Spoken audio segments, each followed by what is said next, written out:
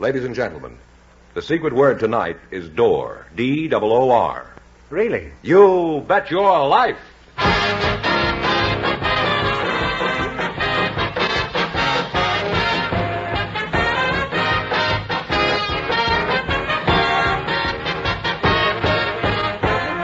It's Groucho Marx in You Bet Your Life, the comedy quiz series produced and transcribed from Hollywood and brought to you by the more than 3,000 DeSoto Plymouth dealers. The dealers who bring you America's most talked-about new car, the distinguished 1953 DeSoto, and the exciting new Plymouth. See them both at your DeSoto Plymouth dealers. And here he is, the one, the only...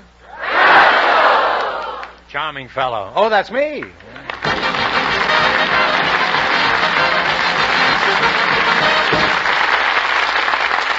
Well, here I am again with $2,000 for one of our couples. Groucho, we invited some drum majorettes to the program tonight, and just before we went on the air, our studio audience here selected Miss Marilyn Watson. Her partner, Mr. Joe Fox, was chosen for sort of obvious reasons. I think you'll see when he comes out here. Folks, would you meet Groucho Marx? Right here, Marilyn. Right in there. Well, welcome. Welcome for the DeSoto Plymouth dealer. Say the secret word and divide $100. It's a common word, something you...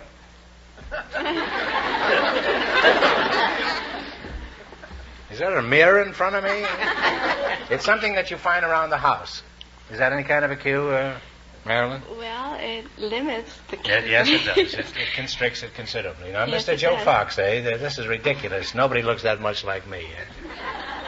Let's take a good look at him. Looks awfully crooked, this guy. He looks like me, all right. Where are you from, you great, big, beautiful hunk of man? Chicago, the south side of Chicago, Hyde Park to be specific. Somebody out there from Galesburg. Joe, I'm curious. How long ago did you first notice that you closely resembled a certain gay, handsome lover whose name I can't remember? Well, frankly, the resemblance never did occur to me. About 2.5 years ago, it was called to my attention. A couple of young boys walked up and... Somebody threw rocks at you? No, they looked up and, I imagine equal to the amazement you presented tonight, and said, "Hello, Groucho." I guess they didn't expect to see him walking about at large in public. I see.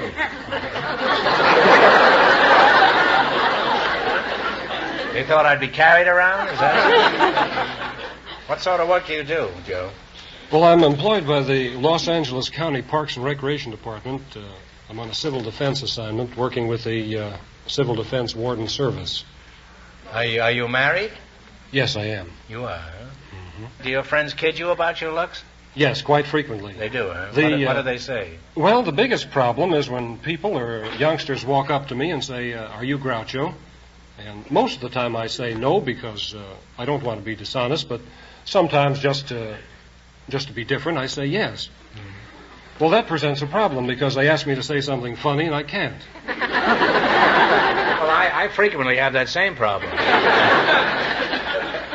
I'll get back to this space pirate in a minute. I'd like to talk to you for a minute, Marilyn. Thank you. What is it you do? Well, I'm a drum majorette. A drum majorette? Yes. Well, that's pretty limited work, isn't it? How often do you march? On the 4th of July? No, I march every time the Los Angeles Rams play their home games here in the Coliseum. I twirl when they're here. I'm not on the team. In that case, judging from the recent scores, you might be. Well, how do you go about twirling a baton? Is it anything like twirling a mustache? Not having never twirled a mustache, I don't know, but... Well, the offer is still open, you know. I've often wondered about you girls. Have you ever hit anybody with that baton? Well, I've hit myself quite a bit, but it happened that last season one of the girls' batons went wild and hit a football player who was sitting on the bench.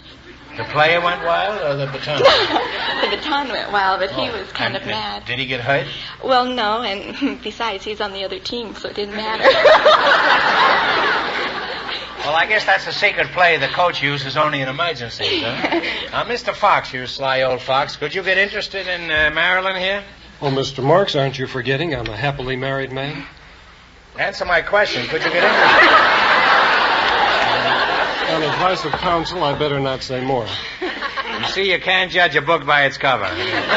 He didn't pass the acid test. Joe, I'm ashamed of you. You turn in your face tonight, you're through.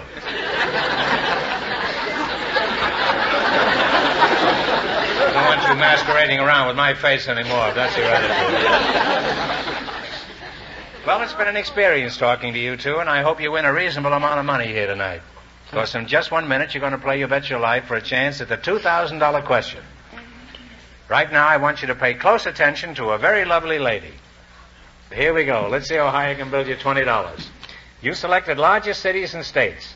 These figures were taken from the 1950 statistics compiled by the Bureau of Census. Here's your first question. How much will you bet? About $12. $12. $12. All right. What is the largest city in the state of Georgia? Atlanta. Atlanta is right. Well, you're on your way with $32. Remember, you're going for $2,000 tonight. How much of your $32 will you bet on your second question? 25. 25. 25. What is the largest city in the state of Connecticut? New Haven. One answer between you now. Is that the answer you've decided on? Connecticut. Bridgeport. Oh, I'm sorry. The time is up. It's Hartford. Oh, yeah. You now have $7. You now have $7. Well, don't get discouraged. Don't forget, you're still going for the big money. Now, how much of the 7 would you try? 5. 5? All right. What is the largest city in the state of Iowa? Des Moines. Des Moines? Des Moines is right. Well, you're climbing again. You have $12. And here's your last chance to beat the other couples. How much of the $12 will you risk? $10. Oh, you want to? Yes. Okay. All right, here we go. What is the largest city in the state of Tennessee? Memphis. Memphis is right. Thanks and good luck from the DeSoto Plymouth dealers. Well, you wind up with $22, but we'll add $3 to it to make it $25.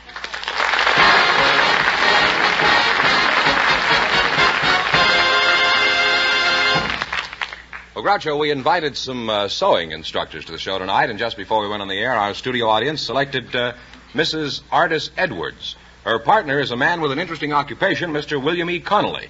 Folks, would you please come in and meet Groucho Marx?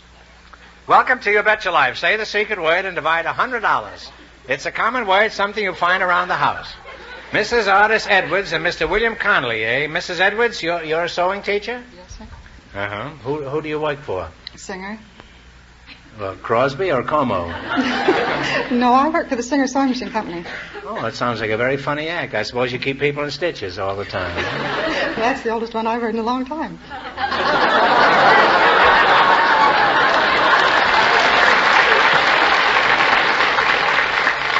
You think that's all? You should have been out here about 10 minutes ago. What do you teach these women in your class? How to be old so-and-sos? That's the second oldest one I've heard in a long time. Well, you stick around and you will hear the third oldest joke in a few minutes.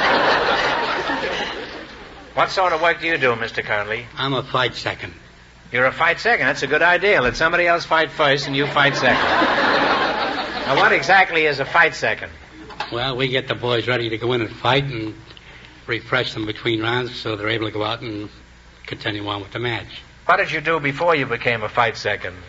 You look at this kisser of mine and ask me that question? I got that ear from Tiger Flowers, and he straightened out my nose a bit, too. Well, what kind of a record did you have as a fighter? I had 157 fights, and I lost 7. 5 of them were split decisions. I won the New England Middleweight Championship. Oh, that's very good.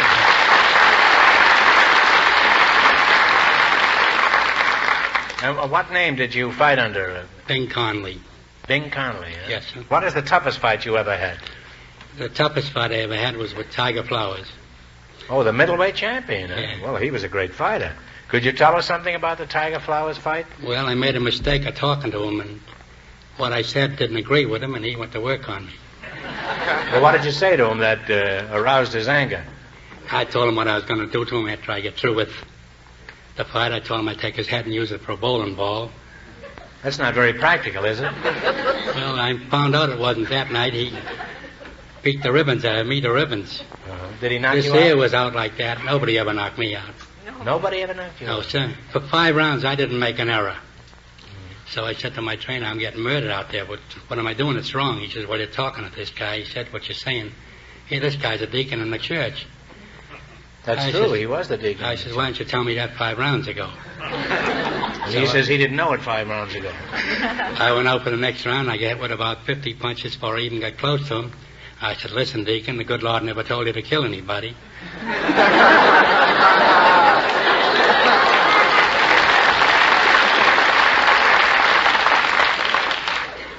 So he kind of thought he had a convert. I hit him a left hook and a right hand, and he hit the deck himself. I had him down 5 rounds, but I didn't win a round of the fight. Well, you did pretty well because he was one of the greatest fighters of his era. Well, I'd like to continue talking to you two, but I'm getting punchy. Now you're going to have a chance to win a lot of money. You beat our other couples, you'll get a chance at the $2,000 question. Our first couple, the drum majorette and Mr. Fox, have $22, and the secret word is door. Here we go. Let's see how high I can bill you $20. Now, these are all descriptive words about articles of women's apparel. I'll give you the word, and you tell me what article of clothing I'm referring to. Now, here's your first question. How much will you bet? Now, talk it over. It's all right. You know what it's all about. Go ahead. $17.50, did you say? $17.50. All right. What do you associate with the word cardigan? Cardigan is a little jacket, over jacket. That's right. Well, it's a sweater, but that's close enough. You're on your way. You have $37.50. Remember, you're going for $2,000 tonight. How much of your $37.50 will you try on this one? 35. 35? What do you associate with the word dolman? D-O-L-M-A-N. Dolman is a coat. A dolman sleeve in a coat. Sleeve is right. You're really climbing. You have $72.50. And here's your third question. How much of the $72.50 will you try? 70. Go ahead. 70. What do you associate with the word Peter Pan? Peter Pan is a collar. Collar is right. You now have $142.50. And here's your last chance to beat the other couples. How much will you bet? Shoot the works. All of it. All of it? All right. What article of clothing do you associate with the word bolero? Bolero's this little brown jacket. That's right. As a jacket is right. Yeah, you did a fine job. And you wind up with $285. Thanks and good luck from the DeSoto Plymouth dealers.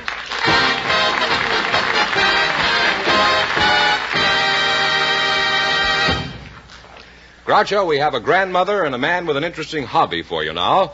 Mrs. Alma Bell Davis and Mr. Mike Elwood, please come in and meet Groucho Marx.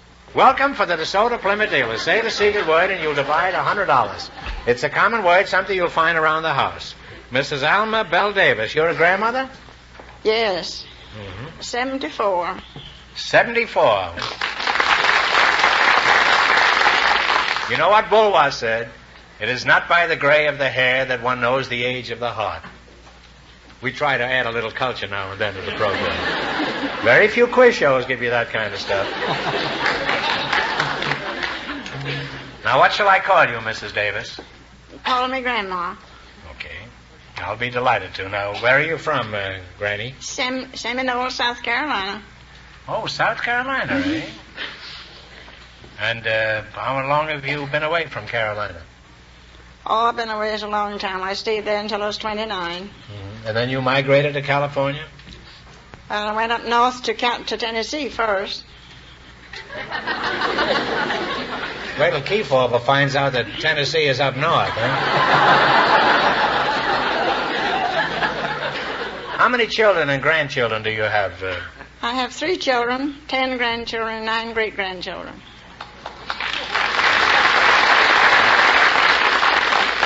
Well, you have quite a large family, don't you, Grandma? Tell me, do you live all alone now, or do you live with one of your children or grandchildren?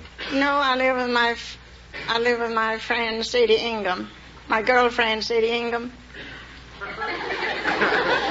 I think that's a very smart idea. Since you're 74 years old, you should be with someone who can sort of keep an eye on you.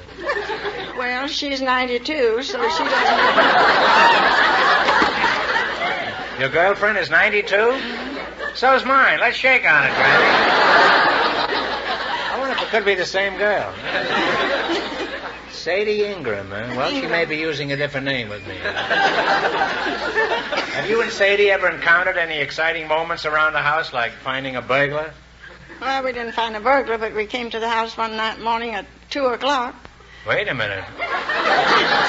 Was this recently? Oh, not too long ago.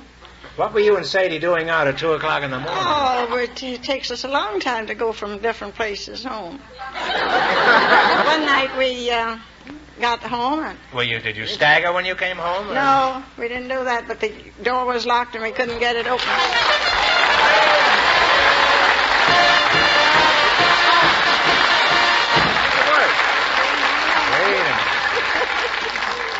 You said door, and that's the secret word. So you and your boyfriend over here are going to split $100. Beat it, Doc. Well.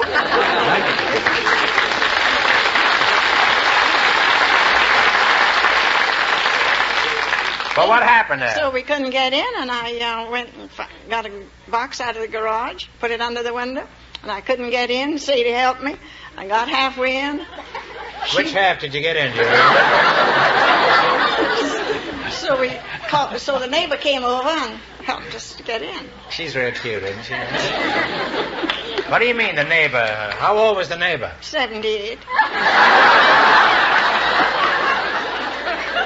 And she was shoving you and Sadie in through this window? Sure. And then how did the neighbor get back in? Oh, the neighbor, he got the door open. Oh, this He was a went home. male. Oh, I thought this was a woman, this neighbor. No, man. A man, huh? Sure. What was his name? Every once in a while we have to call on a man. Well, they're a handy thing to have around when there's a window stuck. Mr. Mike Elwood, eh? I can't call you Mike. I barely know you. May I call you Michael? Well, no. I'm known as Mike, but my name is really Julius. That's pretty baffling, isn't it? What sort of work do you do, Julius? I own Lords and Elwood. That's a spirit shop. A spirit shop. What do? You sell only to ghost riders in the skies? No. What do you mean, a spirit shop? No, we sell... You don't mean a booze emporium, do you? Well, not exactly. We sell unusual liqueurs, rare wines, old brandies. In other words, you peddle bathtub gin, is that it? I don't believe you would call wine that sells at $182.50 a gallon bathtub gin, would you? No, I call it highway robbery.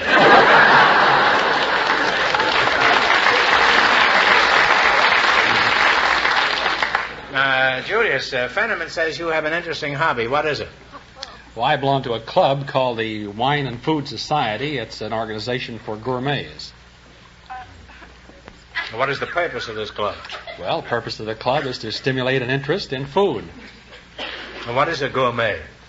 A gourmet is really He's a pig. Well, there's a much better definition. A gourmet is a glutton with a tuxedo on. Well, how do you go about stimulating an interest in food? Well, we have 8 dinners a year, and we try to make each one perfect. You have only 8 dinners a year? That's right. Well, those between-meal snacks are ruining your figure, Julius. Grandma, do you have any hobbies like cooking fancy dishes? Or do you spend your life stuck in a window? No, my hobby is catching gophers. Well, you told me you were single, Grandma. Grandma, you didn't fool me for a minute. I knew the minute you came up here that your hobby was catching gophers. The minute you came here, I said to myself, now, if I ever saw a woman whose hobby is catching gophers, this is it. How do you go about catching these gophers? And how is it your hobby? Well, I have a shopping bag, and I have had 3 gopher traps, but now I've only got 2. And What happened to the other one? somebody stole it. And I open up the runway, put the trap in. I first go to when I see where there's been a gopher, I go and ask rap on the door and ask the neighbor if I can catch the gopher, and they say yes. You mean you make a house-to-house canvas of this? You go to a strange person's house, knock on the door, and say, have you got any gophers? No, I know all these people. Oh.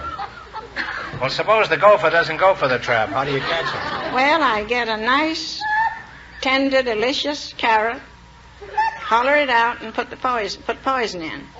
Well, that sounds very appetizing, Grandma. Mike, do you suppose you could get Grandma into your gourmet society?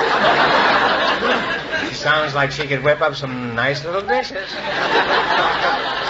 Roast gopher with a baked carrot on top. Topped off with some rare old 1823 rat poison. Now, how about it? Does Grandma get into your club, Mike? I'm afraid the membership is full.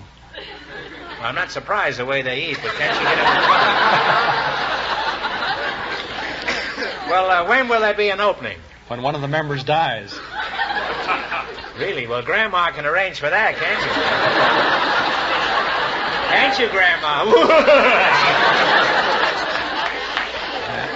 Well, this has been a most interesting conversation and quite educational. And I wish I could continue it, but I just had a poison carrot and I don't feel so good. However, now's your chance to win a lot of money.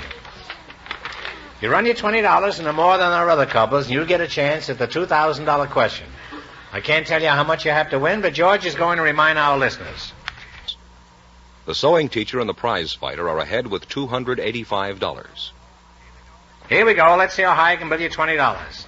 From our list of 20 categories, you selected number 5, the animal kingdom. Here's your first question. How much will you bet? Now talk it over and talk out loud. 1950. 1950. What is the name of the black and white bear that comes from China and Tibet? Cola.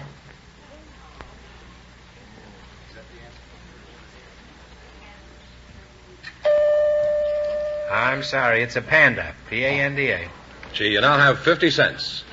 You should have known that, Mike. I'm sure you've eaten one at one of your dinners. Now you're down to 50 cents. Well, you're going for $2,000 tonight, so don't worry about it. Now, how much you going to bet on your second question? 40. 40 cents. 40 cents. What is the name of the long-necked animal used widely as a beast of burden in Peru? Its wool is used extensively for clothing. Llama. Llama is right. You now have 90 cents. How much of this vast sum are you going to jeopardize this Get time? the works, huh? All of it? All of it. All right. What is the name of the little animal whose facial markings resemble a mask? It always washes its food before eating. A possum. Raccoon. Raccoon is right. I think they're about the same, aren't they? Aren't they the same, a possum and raccoon? Well, they're blood brothers. We'll give you that anyhow, huh?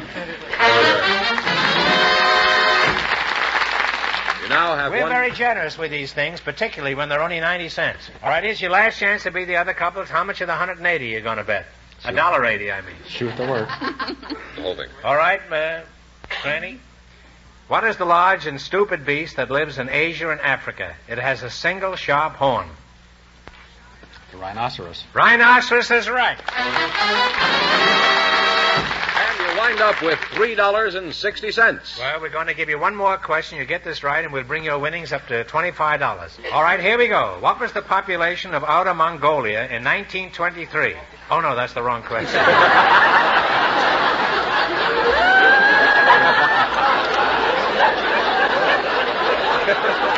Even I couldn't have answered that. All right, we don't want to make it too easy, though. Are you ready? How many rings are there in a 3-ring circus?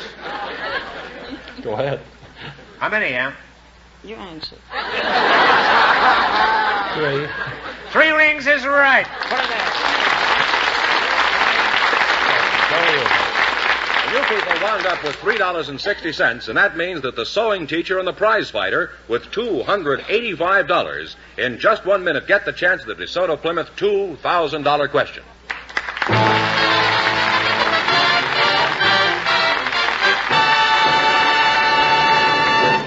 Time out now for some friends who want to know what's new. What's new? The 53 Plymouth. It's news. The 53 Plymouth. The low price deal has a brand new star. The truly balanced Plymouth, a new kind of car. A new kind of car. Boy, things are sure buzzing at DeSoto Plymouth dealers. Ever since the new 53 Plymouth came along last week, folks have been streaming in to see this new kind of car. They're talking about Plymouth's new beauty, inside and out. new styling from the wheels up, wonderful new ride that gives you almost gyroscopic stability on even the roughest roads. It's a whole new concept of car design. True Balance. Come in and meet the new Plymouth. See for yourself how True Balance gives it a lower, racier look. And Control Tower Visibility, a new one-piece curved windshield, and wider, deeper windows all around. More room, too, for passengers and luggage. It's the car to see for 53, the new Plymouth. First truly balanced car in the low-priced field. The low-priced field has a brand new star.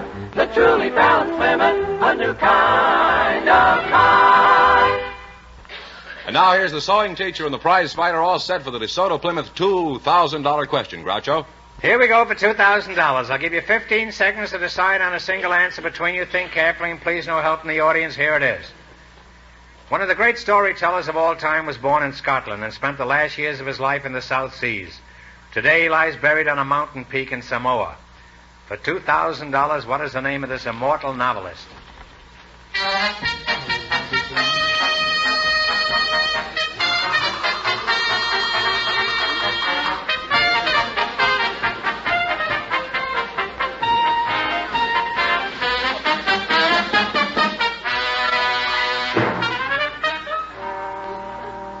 Okay, what is the answer you two have decided upon? Bobby Burns.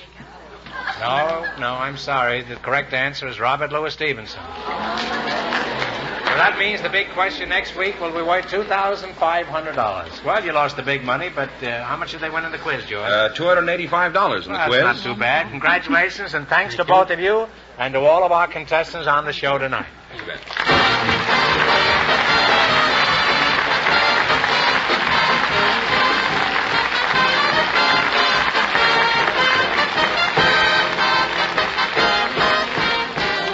Be sure to tune in again next Wednesday night at the same time for the Groucho Marx Show, when the big question will be worth $2,500. And don't miss Groucho's television show, also presented by the DeSoto Plymouth Dealers of America. And remember that the dealers who sell the distinguished 1953 DeSoto also sell the brilliant new Plymouth, the first truly balanced car in the low-priced field. DeSoto, Plymouth, two great new cars.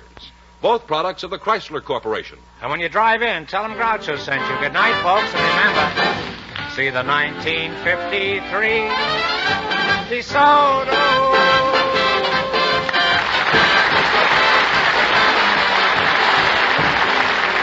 Folks, here's a reminder from the National Safety Council. Don't surprise the other driver. Use hand signals. You Bet Your Life, transcribed from Hollywood, is produced by John Goodell. Directed by Robert Dwan and Bernie Smith. Music by Jerry Fielding. This is George Fenneman signing off for the more than 3,000 DeSoto Plymouth dealers from coast to coast.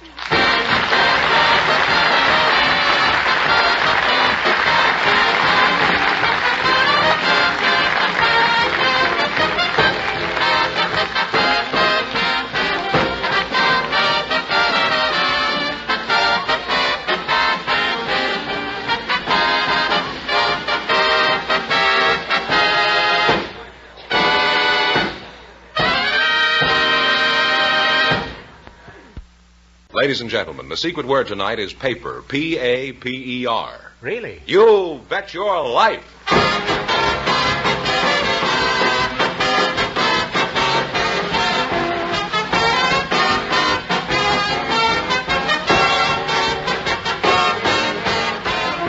It's Groucho Marx in You Bet Your Life, the comedy quiz series produced and transcribed from Hollywood and brought to you by the more than 3,000 DeSoto Plymouth dealers. The dealers who bring you America's most talked-about new car, the distinguished 1953 DeSoto, and the exciting new Plymouth. See them both at your DeSoto Plymouth dealers. And now, here he is, the one, the only... Is that Boar still hanging around? Oh, that's me.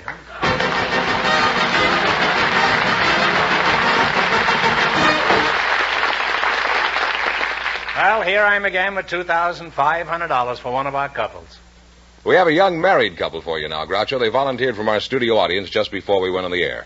Mr. and Mrs. John Robert Sweeney, come on in and meet Groucho Marx. Well, welcome, youngsters, for the DeSoto Plymouth dealers. Say the secret word and divide $100. It's a common word, something you see every day. Mr. and Mrs. Robert Sweeney, eh? John Robert Sweeney? Oh, well, that's even better, huh? Mrs. Sweeney, what is your front name? Helen. Helen, now that's a nice name. I won't ask you how old you are, but how old do you tell your husband you are? 28. 28? 8. Oh, that's a very nice age. What is your hometown, Helen? Glasgow. Glasgow? Oh, well, we had a girl from Glasgow not long ago. We sang I Belong to Glasgow.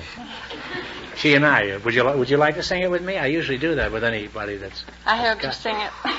What's that? I heard you sing it before. You heard me sing it? Mm-hmm. Oh, I see.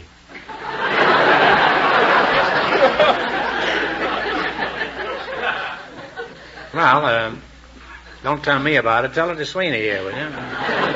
What is your hometown, Mr. Sweeney? Gourock, Scotland. Sounds like the last 2 cups of water going down the drain. Gourock, Gourock, Gourock, Gourock, Gourock. Where is Gourock? Gourock's on the Firth of Clyde in Scotland. Oh, you were born on the Firth of Clyde, huh? That's a Well, coincidence. near it. I was born on the 1st of August, eh? Well, you're both from Scotland, huh? Do you know this Scots song? I'm 94 this morning, I am 94 today. And I'm not so young as I used to be, and I'm getting old and grey. But my heart is young, and I'm fond of fun, and it's very plain to see. And I'm getting married on Thursday noon, I'm 94 today. Of course, down in the village... Of course, down in the village, it will be a big surprise. The people think it's all a joke, and the minister's telling lies. But we will have the laugh on them as sure as I'm alive. For there's gonna be a christening yet before I'm 95.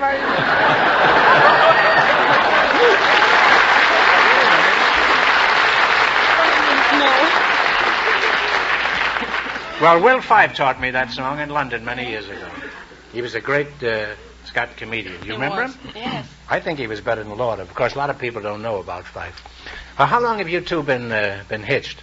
6 years. 6 years, huh? You look very happy, huh? We are. How did you meet this Highland lassie, Fife the Fourth? I was organizing a badminton club in our church. And, Badminton club where? Yeah, in the church. This morning. And during the evening, I had to collect a small subscription. Aye. Well, after I'd collected the subscription, Helen came along and accused me of short-changing her for 9p. Helen? She accused you of short-changing her for 9p? I thought they didn't wear pence in Scotland, huh? Thought all they wore were kilts over there. Not playing badminton. Well, what is a courtship like in Scotland? Where did Johnny take you for excitement? Well, Helen? the war was on at the time, so there wasn't very much we could do. There was a blackout. In the evenings.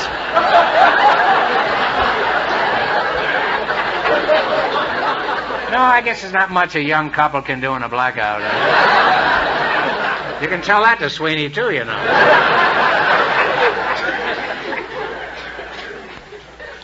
What sort of work do you do, John? I'm a draftsman with the Fluor Corporation. You're a draftsman with the flu? The Fluor, F-L-U-O-R Corporation. Oh. What do they do? They're contractors to the oil refinery industry. No. Do you know any good Scots jokes, Helen? No, I haven't got much of a sense of humor. Neither have I, but I still like to tell Scots jokes. Helen, did you hear the one about the Scotsman who had himself tattooed so he wouldn't have to buy his family a television set? That's funny. How do you like that? It's funny. That's funny? You like that one, huh?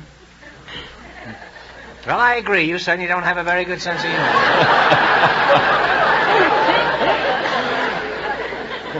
What about you, John? Do you know any good Scots jokes? Yes, I know a few. Well, tell us one, will you? Well, have you heard the one about the Scotsman who was travelling by train down to England?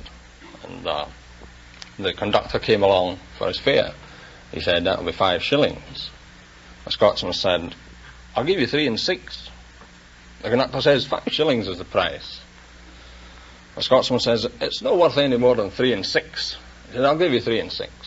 So the conductor, he lost his temper at this, and he seized the Scotsman's grip and hurled it out the window. Took the suitcase and threw it out the window? So at this, Scotsman, he burst into tears. He said, first of all, you tried to do me out of 1 and 6, and then to crown it all, you throw my young son out the window.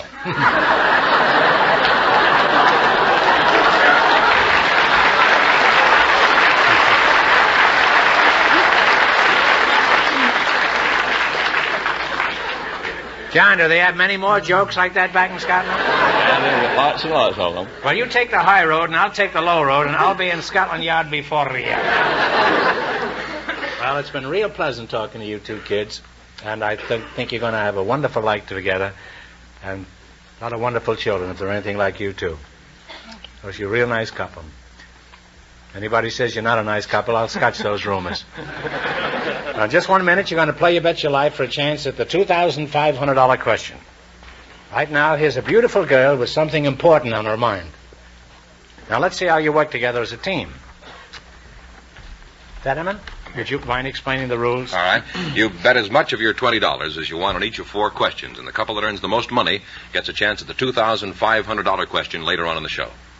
Is that pretty clear? All right, now, let's see how high I can bet you $20. You selected famous ships. Here's your first question. How much will you bet? 1997. 1997. What was the name of the ship that battled the Monitor? Merrimack. The Merrimack is right. You're off to a fine start. You have $39.97. Remember, you're going for $2,500 tonight. Now, how much of this sum will you bet this time? I'll leave 2 cents. You're going to leave 2 cents, so you want to bet $39.95. Columbus set sail for America with 3 famous ships.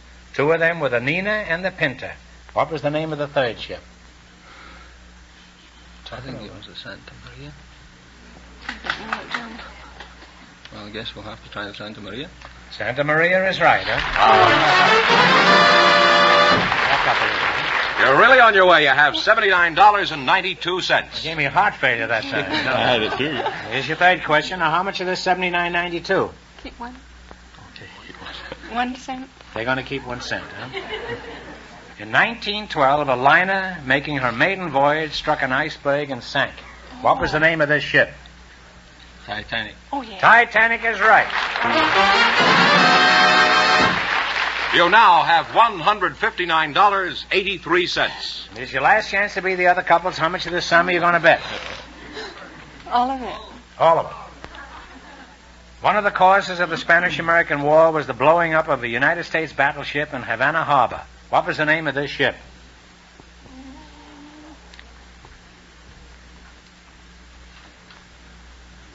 Talk it over. I don't know. Oh. No idea. Oh, I'm sorry. I wish I could help you. I'm sure everybody in the audience knows it. The battleship Maine. It started the Spanish War. Oh. Groucho, they went broke. Well, we can't have that. Nobody leaves here broke. I'm going to give you one more question for $25. Are you ready? Mm-hmm. What do you brew in a teapot? Tea is right.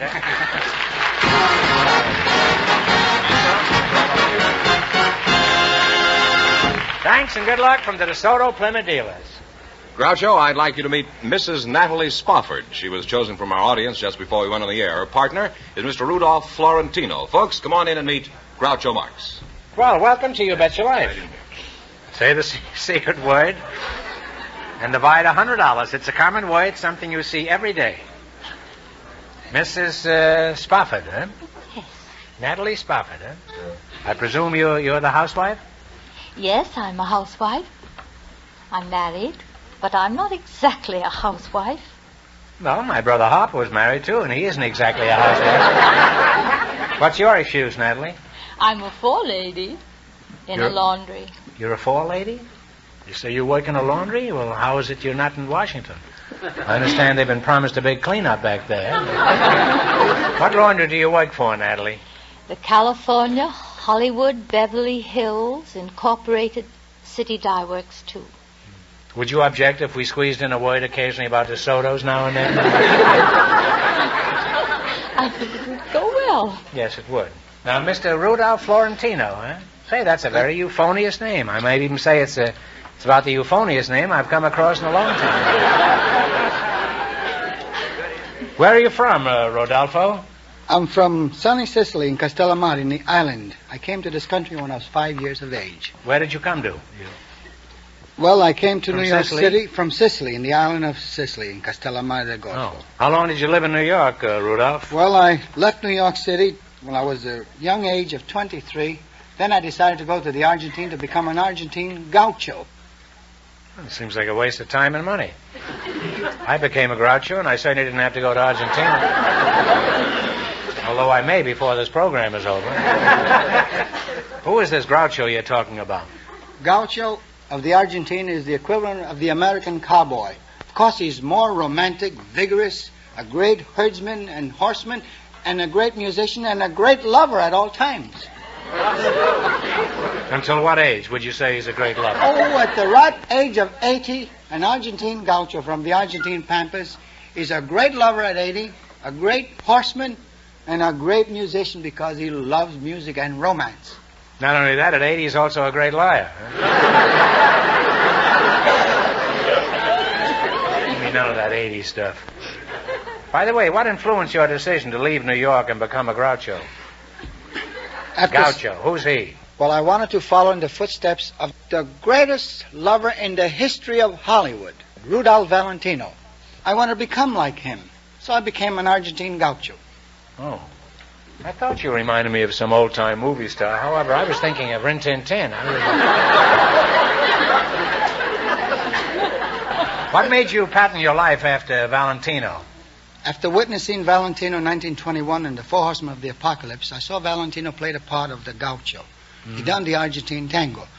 Right then and then, I want to become a gaucho. And what did I do? I went to South America, to Rosario, to become an Argentine gaucho. And did you succeed? Of course I did. I became Rudolph Valentino's double in The Son of the Sheik. Oh, is that so? Imagine Mr. Groucho. With one look of Rudolph Valentino in the cinema, women built shrines to his memory. It lasted them a lifetime. They won their husbands to become like Valentino. Can't be done. It's not easy. I've been trying it all day. It just doesn't work, that's all. Well, now I'd like to go on talking to you two, but now it's time to play You Bet Your Life. You beat our other couples, you'll get a chance at the $2,500 question. Our first couple lost all their money, and the secret word is paper. Here we go. Let's see how high you can build your $20. Out of our list of 20 categories, you selected number 10, words from names. Here's your first question. How much will you bet? 18? All right, 18. Okay, 18. all right. A type or style of beard was taken from portraits by a famous Flemish painter. What is this type of beard called? A Van Dyke. Van Dyke is right. On your way, you have $38. Let me go in for $2,500 tonight. How much of the 38 are you going to risk? 36. 36. 36, all right. The expression that means the way the rules should be played comes from an English authority on cards, chess, and backgammon. What is this expression? You know, in a card game, when there's a discussion, an argument. Hoyle? According to Hoyle. According to Hoyle is right. You now have $74. I had to give them a little help because they didn't know quite what I was referring to. Here, you got $74. Here's your third question. How much would you bet? 72. 72. Bacteria in milk is destroyed by raising the temperature or boiling it. This process was named for the French scientist who developed it. What is it called? Louis Pasteur. Pasteurization is right. Pasteurization. You now have $146. And here's your last chance to beat the other couples. How much will you bet? 146? Yes. 146. The voice. All right. A long dagger-shaped knife was named for its designer, an American frontiersman. What is this knife called? Repeat. A long dagger-shaped knife was named for its designer, an American frontiersman. What is this knife called? Jackknife? No, I'm poignard? I'm sorry. No, it's a Bowie knife. Oh, Bowie. James Bowie. Well, these people went broke, Groucho. They do, eh? Yeah. I'll give you this one question, get it right, and we'll bring your winnings up to $25. Are you ready? What color are the bluebells of Scotland? Blue. Blue is right.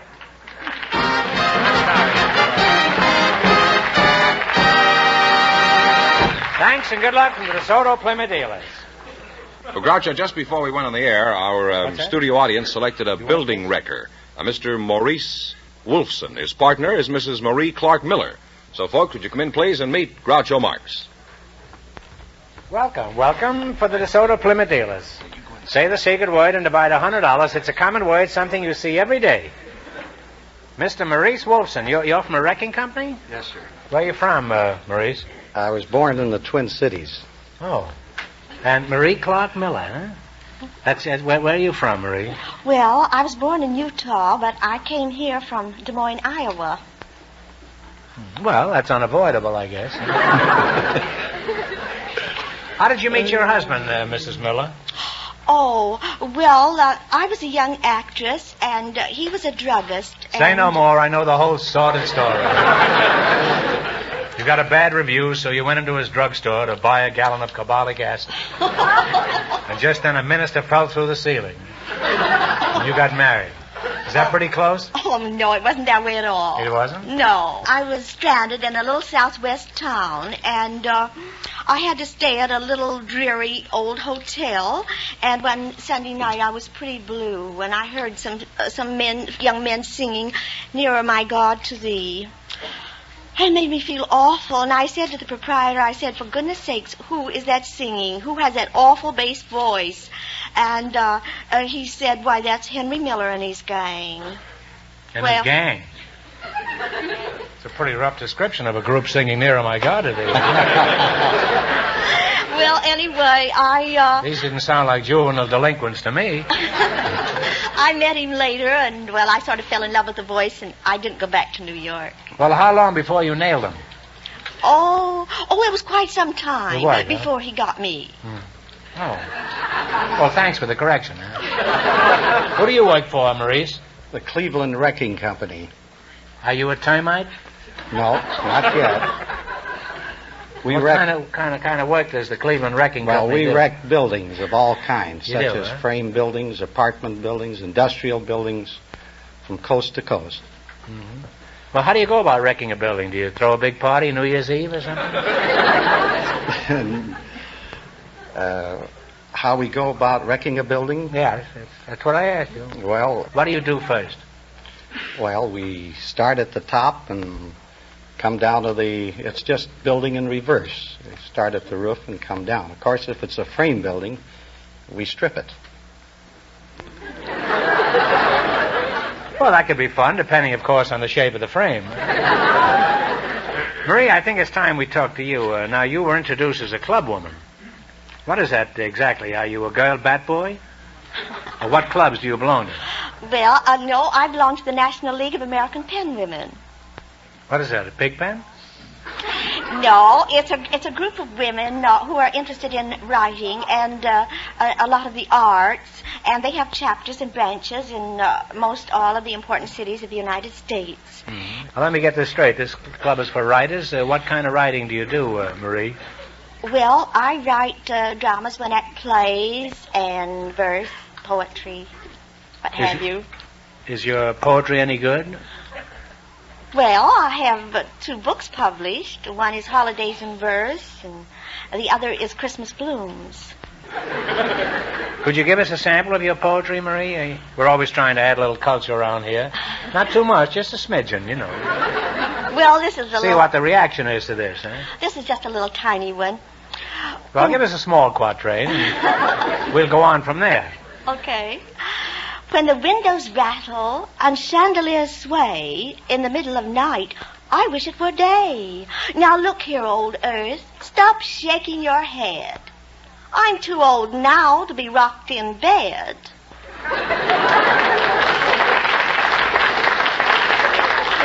Marie, that was pretty good. I like that. What was it about? No, really, I don't know what it was about. Well, that was about the big earthquake last summer. That was? Mm-hmm. Oh. Say, that earthquake did a lot more damage than I thought, didn't it?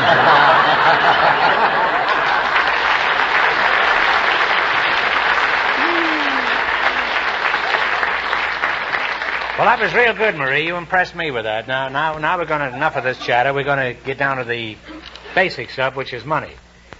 You're going to have a chance here to run your $20 into more than our other couples, and you'll get a chance at the $2,500 question. I can't tell you how much you have to win, but George is going to remind our listeners. Our second couple lost all their money, too, so these people have a clear field. Here we go. Let's see how high you can bet your $20. You selected famous poems. Here's your first question. How much of the 20 will you bet? Whatever you desire. 15. 15. All right. Who wrote The Raven? Edgar Allan Poe. Edgar Allan Poe is right. You now have $35. Let me go in for $2,500 tonight. How much of your $35 will you bet on your second question? You're the boss. Come on, you house wrecker. Get going here, will you? 30. Whatever you desire. 30? He's the most polite home wrecker I've ever met. The poem Trees is also famous as a song. Who wrote the poem? That was a lady. No. It's a man. I know him. Talk it over.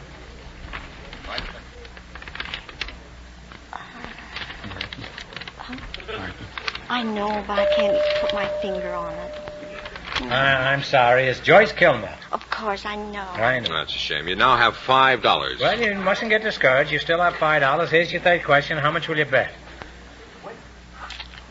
Bet it all. 3. Yes. Oh, no. Bet it 5. All right, we'll bet it all. Who wrote "Oh Captain, My Captain"? Wait, I didn't hear the bet. You bet $5. Oh, the whole bet? I presume you bet $5, didn't you? Yes. Captain, my captain. I know that. I know the poem. I know Captain, wrote my it? captain. It wasn't Longfellow, was it? No. It was, oh my, where's my mind? Did you look in your bag, Marie?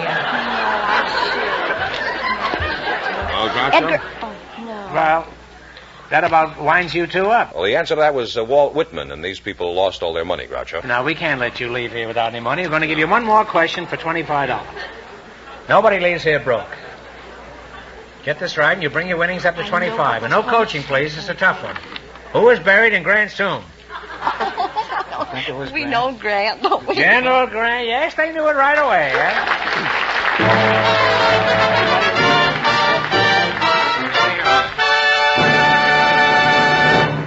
Well, Groucho, all of our couples tonight lost all their money.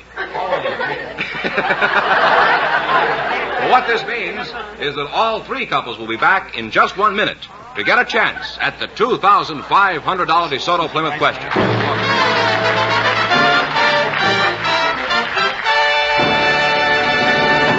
Right now, here's one of our beautiful friends with some news about the beautiful new DeSoto.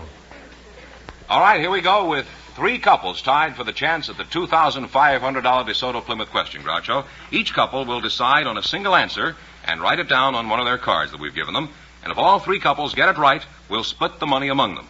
Okay? Are you ready? 15 seconds, right? Right. From 1907 until 1916, an eccentric monk exerted powerful influence over the court of the Tsar of Russia. His power was ended when he was assassinated by a group of nobles. For $2,500, by what name do we know this man? Write it down.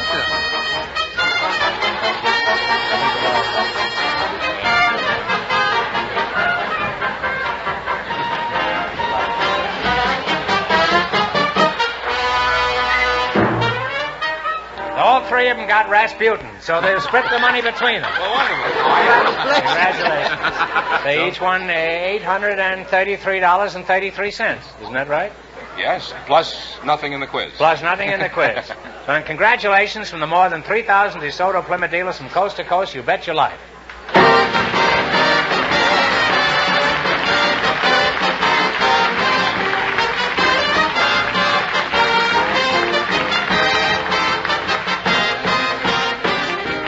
Be sure to tune in again next Wednesday night at the same time for the Groucho Marx Show.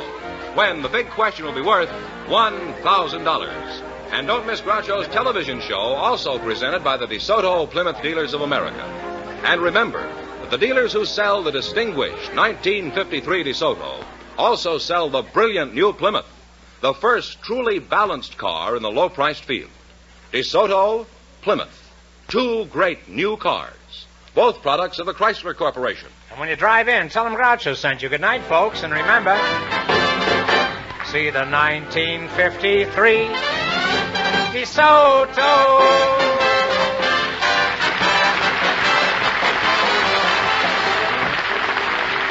Folks, here's a reminder from the National Safety Council. A minute for safety beats a month for repairs. You Bet Your Life, transcribed from Hollywood, is produced by John Goodell, directed by Robert Dwan and Bernie Smith, music by Jerry Fielding. This is George Fenneman signing off for the more than 3,000 DeSoto Plymouth dealers from coast to coast.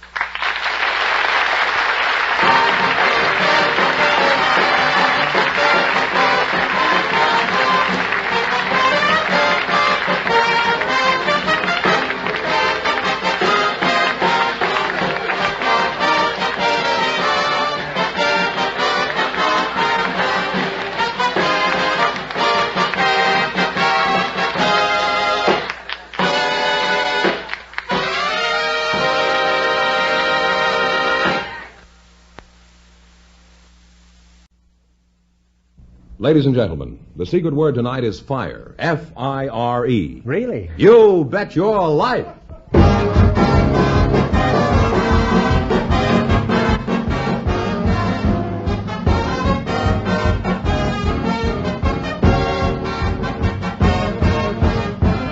It's Groucho Marx in You Bet Your Life, the comedy quiz series produced and transcribed from Hollywood and brought to you by the more than 3,000 DeSoto Plymouth dealers. The dealers who bring you America's most talked about new car, the distinguished 1953 DeSoto, and the exciting new Plymouth. See them both at your DeSoto Plymouth dealers.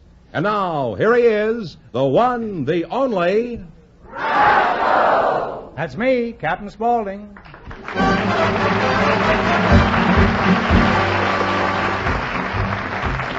Hooray for Captain Spaulding, the African explorer. Did someone call me Schnorrer? Hooray, hooray, hooray. He went into the jungle where all the monkeys throw nuts. If I stay here, I'll go nuts. Hooray, hooray, hooray.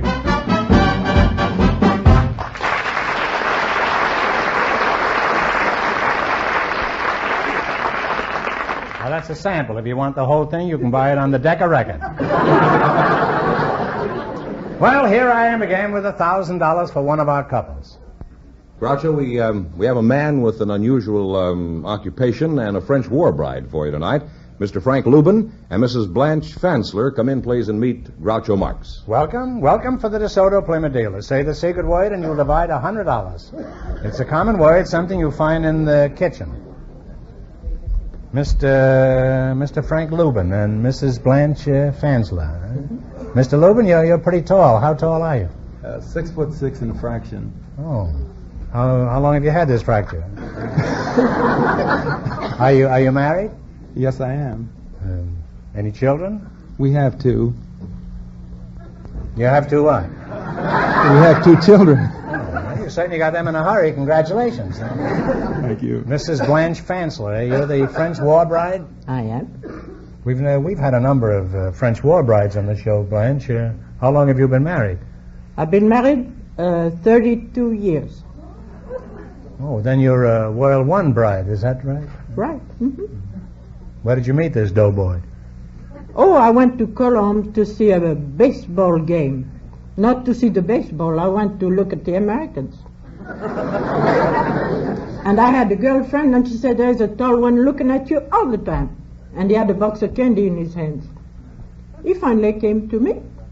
I could speak very little English, but after 5 minutes, he said, will you marry me?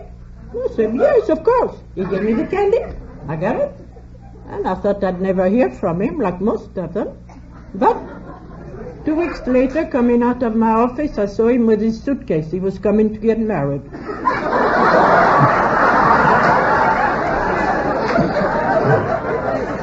Blanche, what was in this candy? chocolate.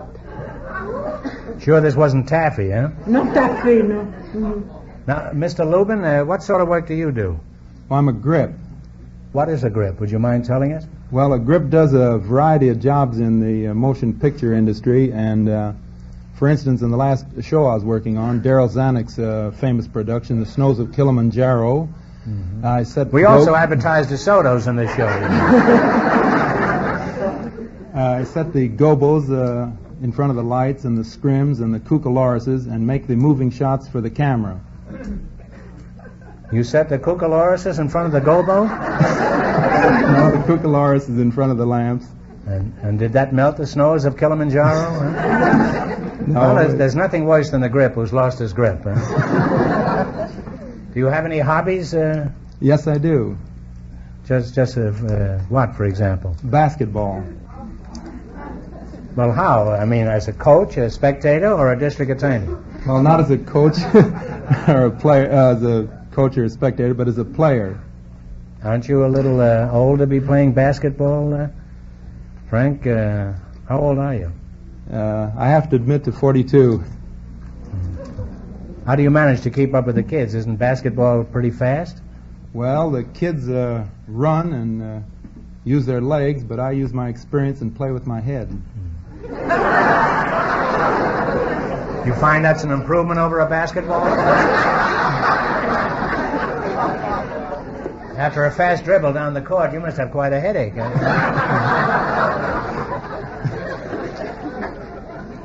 How long have you been playing basketball? Over 25 years. Well, that's remarkable. How do you account for the fact that you can still play a kid's game? Well, I don't drink or I don't smoke and don't delve into excesses. I thoroughly believe in clean living. No, it may be clean, but I wouldn't call it living.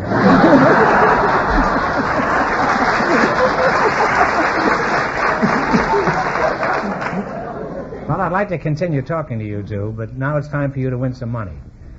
Just 1 minute, you're going to play You Bet Your Life for a chance at the $1,000 question. George, I'm going to do something different. Now, since this is a quiz show, I'm going to ask you a question.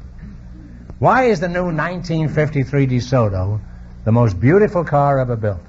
Well, that's easy, Groucho, because this beautiful new DeSoto is an entirely new car. The ideal blend of smart styling and fine engineering.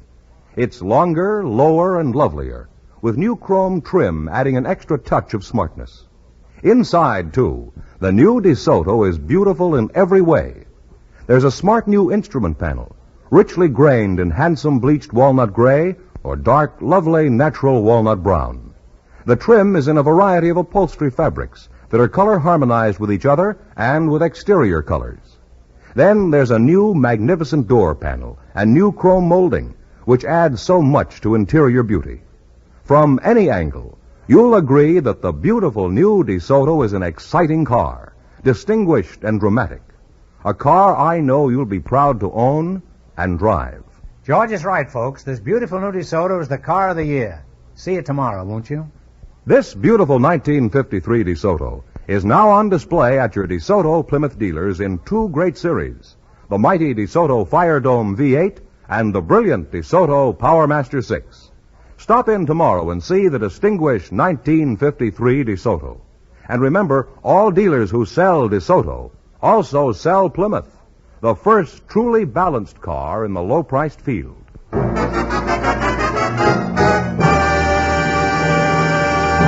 Here we go. Let's see how high I can build you $20. From our list of 20 categories, you selected number 14, cards and dice terms. Here's your first question. How much will you bet? How about a penny? As you like. How about a penny? All right, here's your first question. You were going to bet $19.99. In dice, if you throw a natural, what number would come up? 7 or 11? 7 or 11. Well, you're off to a great start. You have $39.99. How much of this $39.99 are you going to play? How about a penny? Okay. How about a penny? Okay. In cards, in what game do you try to avoid taking the Queen of Spades? It can count 13 points against you. I think it's hearts. I don't. You go ahead. Hearts. Hearts is right, huh? Now they have $79.97. All but 1 penny. Okay. In cards, in what game is the method of scoring called pegging? No, you said they wouldn't understand me. Cribbage. That's right. With corned beef, it's very good. You're really up there now. You have $159.93. I had it last night, corned beef and cribbage. Now, how much you got to bet? Bet it all.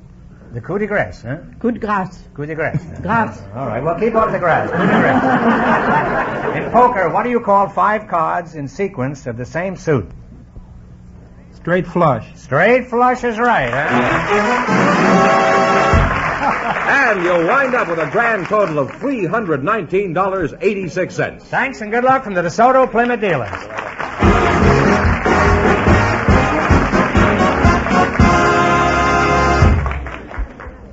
Groucho, we invited some women who work for a packing concern to the program tonight, and just before we went on the air, our studio audience selected Mrs. Helen Belair.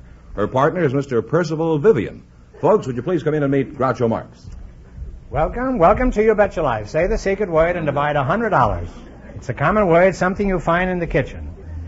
Mrs. Helen Belair, you're from a packing house? Yes, I am. Swift Packing. Where are you from, Helen? From Providence, Rhode Island, from the Kaliskowski homestead. You're married, I take it. Yes, I am. Mm-hmm. Well, don't be so mournful about it, Helen. Many people are in that condition. Mr. Percival, Pericle Vivian, eh? Percival was right. You got it the first time. How old are you, Mr. Vivian? In my early 60s. When somebody says he's in the early 60s, that means he'll be 70 next Friday. Eh? Now, precisely, what age are you? 62, and that's the truth. Well, that's virtually 60. Huh? I'm exactly 42, and that's a lie. Huh? Where are you from, Mr. Vivian? Camberwell Green, London. Oh, from Blighty, eh? That's right. How long since you left there? Oh, about 40 years. Well, let's get back to the packing house, Helen.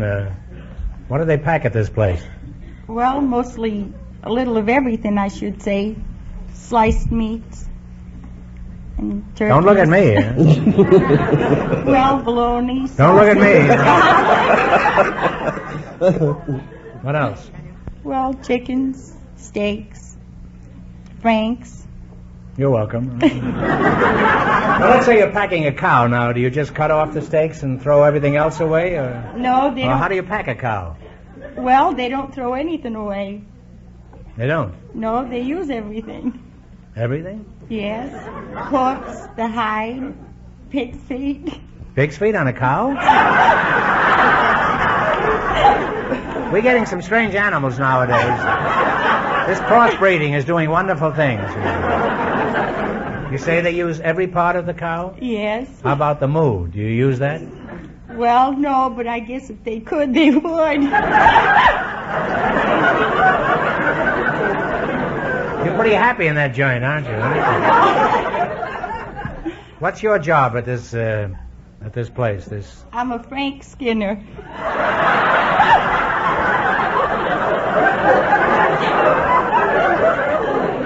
I thought you said your name was Helen Belair. It is.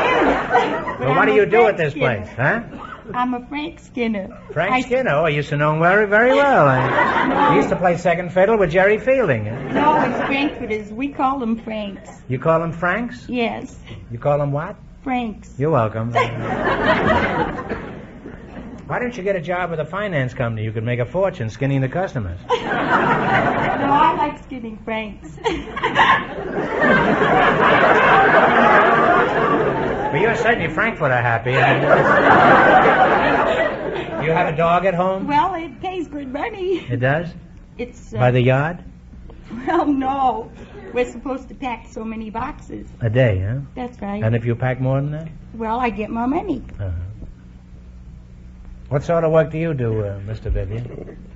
I'm a manager of the Bard Theatre. Well, I've been barred from many a theatre. Mm-hmm. What do you do there? Well, I direct plays for him, and I'm there at 9 o'clock in the morning, the usual routine. See that your scenery and your carpenter and your electricians are on the job, sort of an overseer to watch somebody else work. She's familiar with frankfurters and you're familiar with ham, huh? That's right. We're really in the meat industry here tonight. How did you happen to become a theater manager? Were you in show business? Or were you just crazy about popcorn?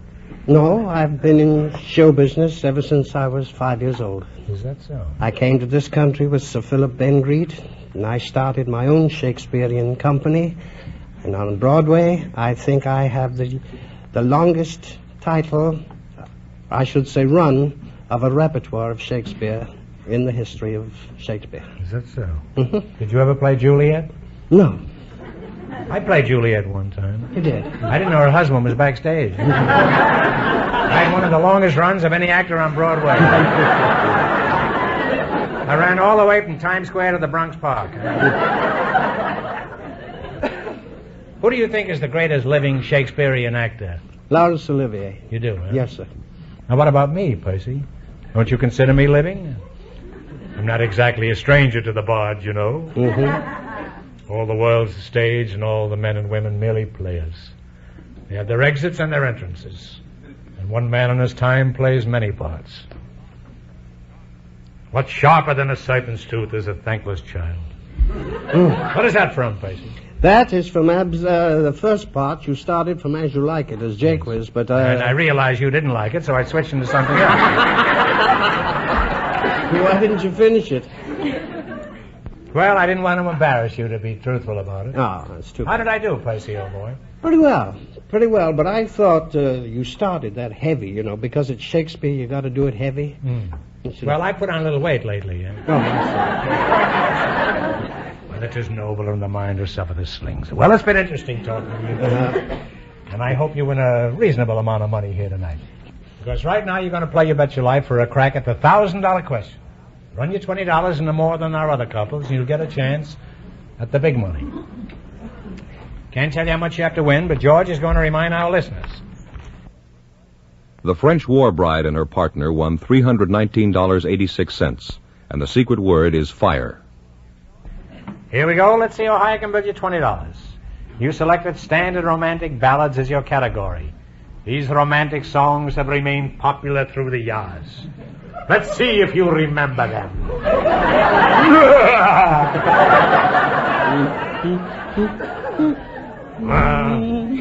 All right, here's your first question. How much would you bet? Up to you. Okay. Lady said 8. I said 10. Now what are we going to No, do? 18. 18? Oh, 18. $18? $18. Okay, what is the name of this ballad? Play it, Jerry.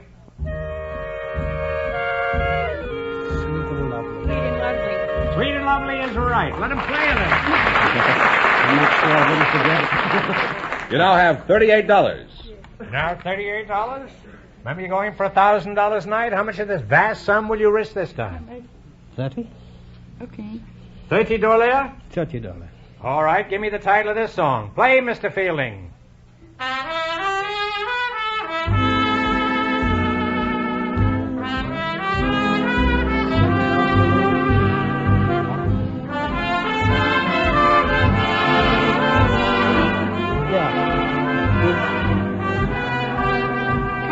Cocktails. Cocktails for two is right.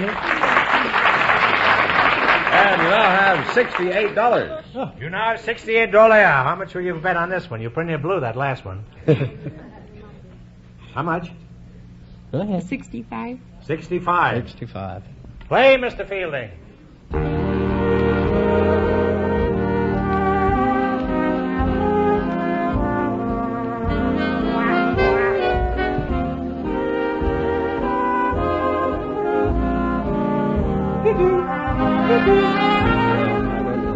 Talk it over.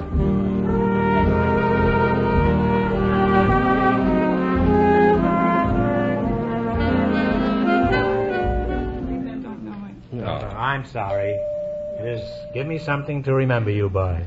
You now have... Written by Arthur Schwartz and Howard Dietz. Let me get these names in, Oh, because sure. they happen to be friends of mine. Oh, I'm sorry. You have $3 now. You have $3, and I'm sorry, you only have $3, and it's your last chance to beat the other couple, but don't be discouraged. How much you going to bet? $3. All right, give me the title of this song. Play it, Jerry.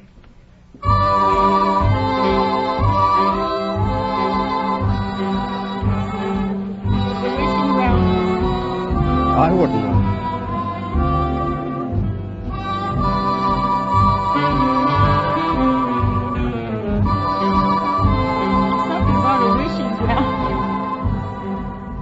I could help you, but I can't. It's a small hotel. Al? You were flirting with it, but you didn't have it. You've lost all your money. Well, nobody leaves here flat broke. So I'm going to give you one more question. Think hard now, and please no help in the audience. If you win this, you split $25. In what state is Omaha, Nebraska? Nebraska. Nebraska is right. You win $25.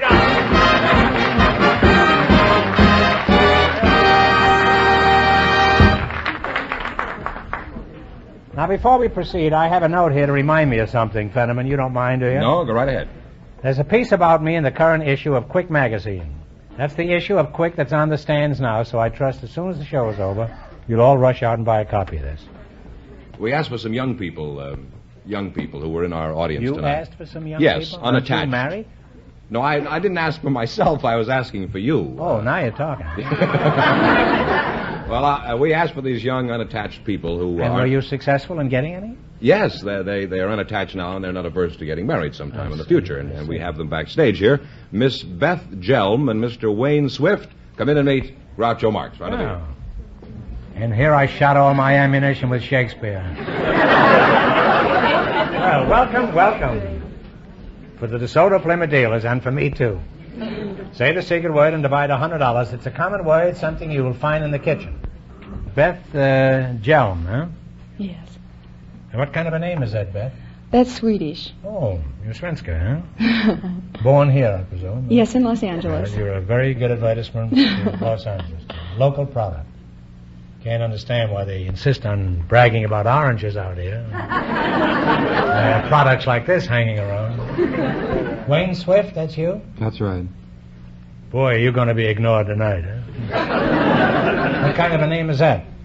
It's English. It goes back, I understand, from my grandmother to Jonathan Swift. Even back past that, I imagine. Really? Are you connected with the Swift Packing Company? I wished I was. Have you ever skinned a Frankfurter? Not yet. Have you skinned anybody out of anything? I've tried. Wayne, you're unattached, is that correct? That's right. What kind of a girl do you have in mind, Wayne? Perhaps I can help you look. Well, she ought to be a little above average in height. I imagine she should be fair complected. She should be blonde, I imagine.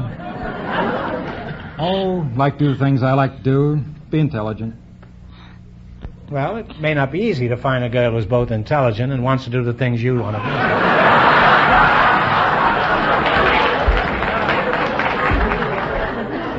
That's a large-size order there, Wayne. That's what sort of work do you do? Well, I'm a junior at UCLA right now. UCLA, they have quite a football team this year. They sure do. What are you studying? Well, I'm studying to be a school teacher.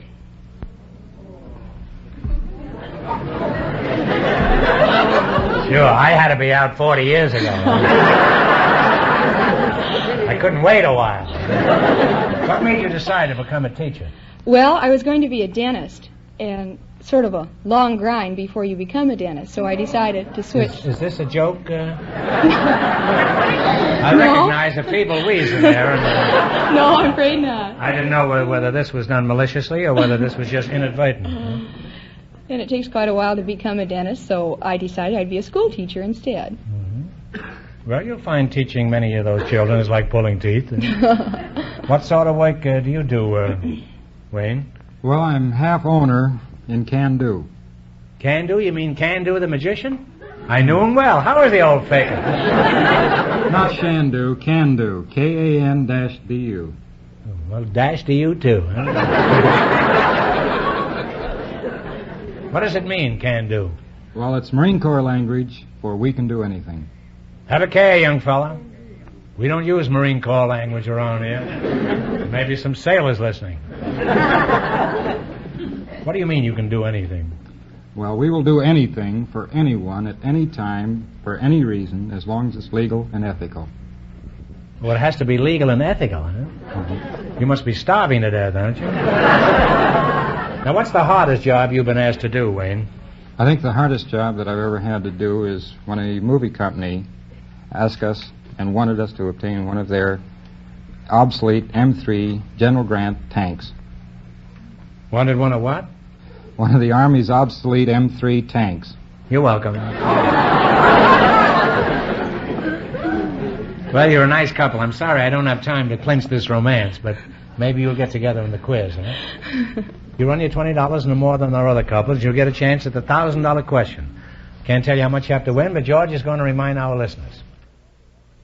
The French war bride and her partner still lead with $319.86. Let's see how high I can build you $20. You selected anatomical terms. Here's your first question. How much will you bet? Okay. Okay, all right. 1975. 1975. The word manual pertains to what part of the body? Hands. Hands is right. You're on your way. You have $39.75. Pretty silly, that. You imagine a fellow says, "Cold on, I'm going to put a pair of gloves on my manuals." How much did they get? $39.75. How much you going to bet of that? $39.50. The word epidermal refers to what part of the body? The outside. Skin. Well, Skin. Oh, skin. Skin. We prefer skin. You now have $79.25. $79. All right. The word cardiac pertains to what part of the body? The heart. The heart is right. You now have $158.25. Should we go down? How much you going to bet? We'll bet it all. Okay. She's a pretty smart dentist, this kid, yeah. All right. The word pedal pertains to what part of the body? Feet? Or foot, yes. That's good enough. And you wind up with $316.50, and that means that the French war bride and her partner, with $319.86 in just 1 minute, get the chance at the DeSoto Plymouth $1,000 question. Well, thanks and good luck from the DeSoto Plymouth dealers.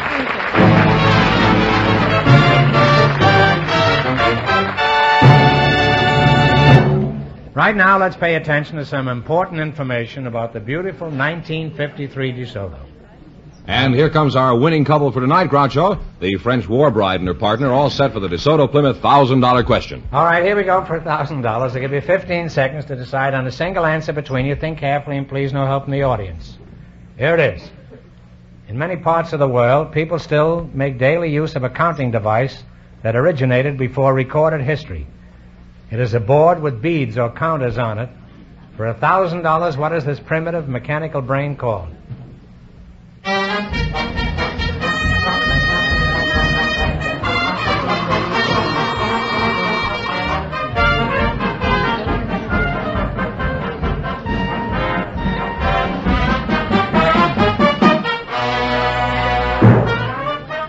right, what is the answer you two have decided upon?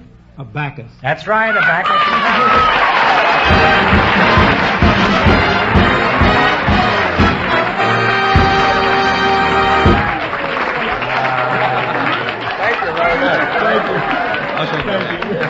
Well, congratulations from the more than 3,000 DeSoto Plymouth dealers from coast to coast. You bet your life.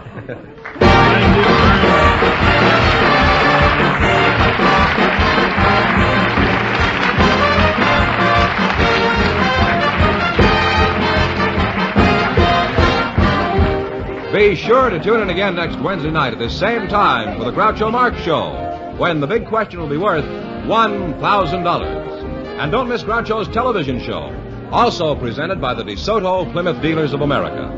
And remember that the dealers who sell the distinguished 1953 DeSoto also sell the brilliant new Plymouth, the first truly balanced car in the low-priced field.